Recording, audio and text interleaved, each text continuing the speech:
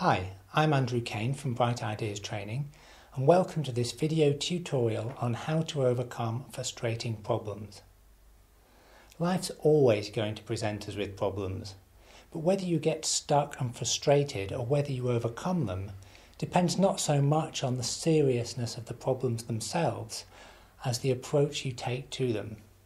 You probably already know some people who get overwhelmed very easily, and other people who seem to take everything in their stride. I'd like to show you a really useful way you can make sure that you're handling any problem in the way that's most useful to you. I'll show you how you can break a problem down into 3 different parts, the most common traps and how to avoid them, and the most effective approach to take to each of those 3 parts. Now, we can't make problems magically disappear, but we can make sure that you're approaching them in the most effective way.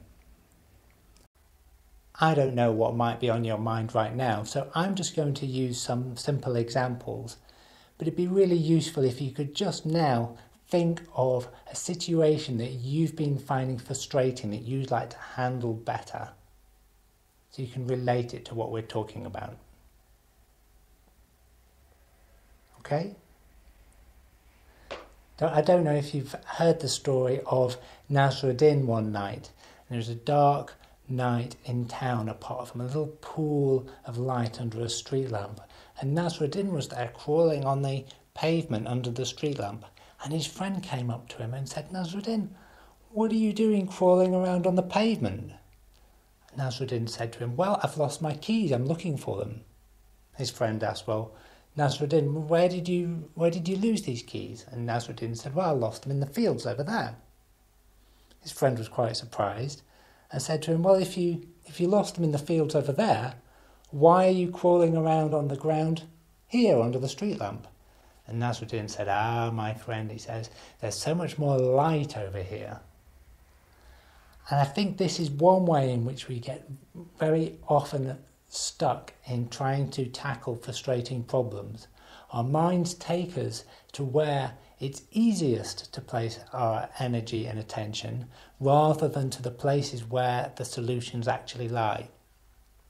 Very easy to get angry or blaming circumstances or other people, but in fact those instincts are the things that often stop us from solving the problem effectively.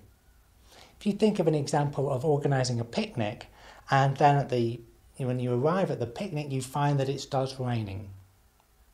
Now, you can get as angry as you like about the rain, but your anger does nothing at all to change the situation. It has no effect on the rain whatsoever. But the rain is something that affects you, but is outside of your control. And we can imagine a circle perhaps here, of a circle of concern, of the things that affect you, but which are completely outside of your control. You might, however, decide to get an umbrella. This is an action, isn't it? It's something that you can actually do. And this is a second circle, your circle of influence here, which is the things that you can do in a situation, the things that you can change. However, if your memory is very bad or your knowledge of local shops or where the umbrellas are kept is very bad, then that prevents you from actually taking that action. So inside that circle, I'd like you to imagine the third circle, which is the circle of your skills and abilities. And it's your skills and abilities that enable you to actually take the actions that are going to help you. And these are the 3 parts of any problem. If we take another example of being stuck in a traffic jam on your way to work.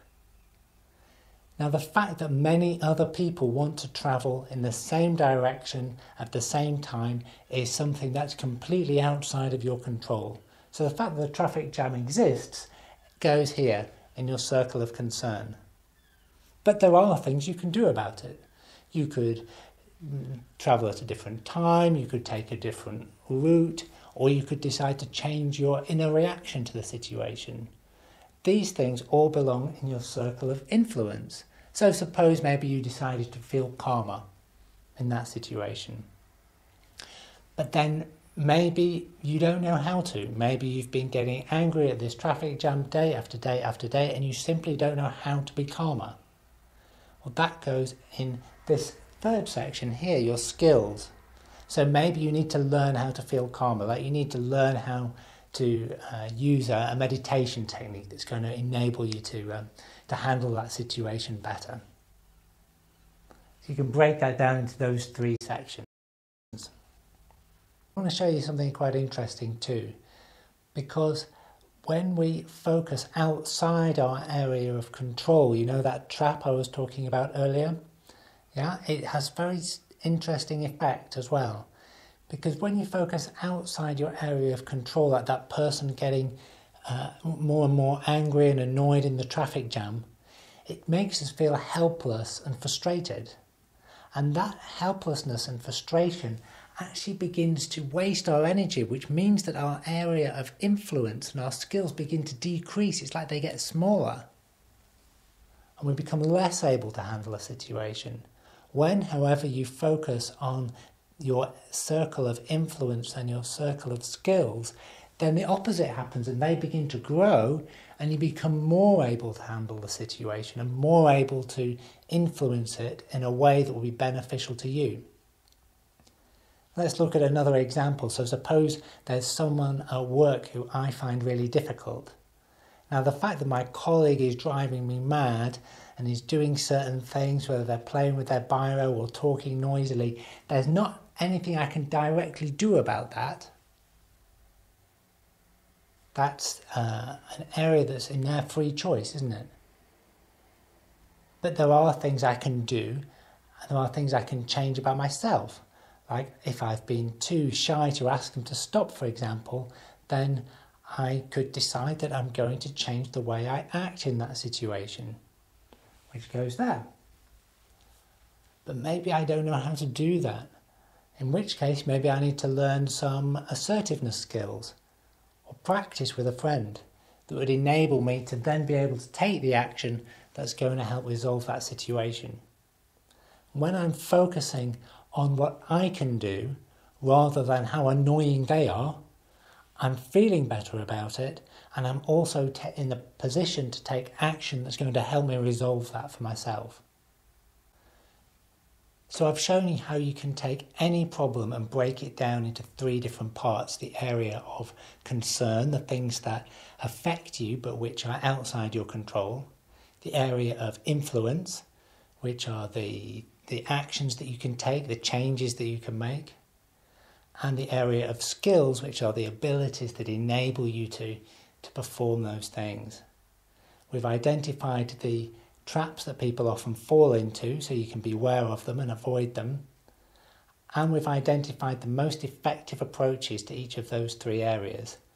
For concern, then that's acceptance. For influence, then it's action. And for skills, then it's learning.